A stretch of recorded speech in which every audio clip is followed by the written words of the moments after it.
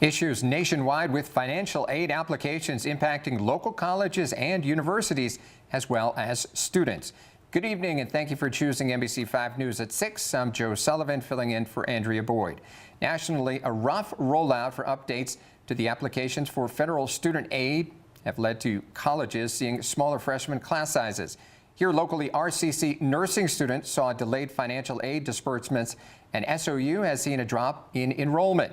NBC5's Cade Sterling has the story. That's our top story tonight at 6. What's really frustrating is, a lot of people count on those funds. Last week, NBC5 News brought you the story of several Rogue Community College students who say they were facing hardships after financial aid disbursements were delayed by several weeks. We're incredibly stressed. We're trying to pool funds and take turns carpooling. More than a month late, nursing students say they've now received their money, but issues surrounding the FAFSA, or free application for federal student aid, have been plaguing college students nationwide for months now. The 24-25 FAFSA is just really different from the past 40 years of FAFSAs. It's kind of like flying a plane while you're building it. Every college student, new or returning, must submit the FAFSA in order to be eligible for federal grants and loans. In most cases, it's used to determine financial aid provided by colleges as well. Students not only use financial aid to pay for the tuition and the books, but it's also to supplement living and to buy groceries and buy gas so we can then go to class and learn and try and better ourselves.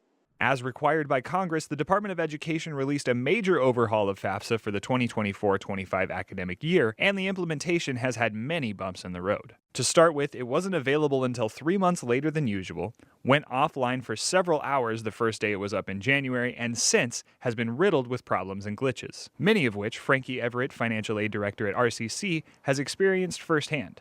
The government collects all that information, and then we're finding little error messages and reject codes that are causing issues with dispersing aid. Schools across the country are reporting those to the Department of Education, and they're fixing them as they go.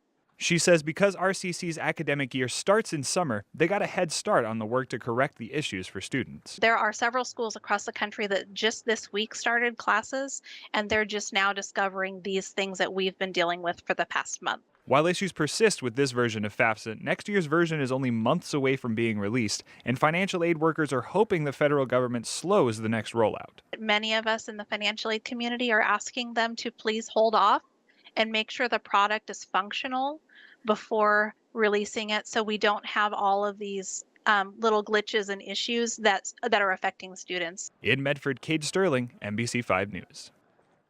Promising a simpler application experience in the future, the Department of Education has pushed back the launch date for the 2025-26 FAFSA by 2 months to December 1st, giving them more time to test the new online form.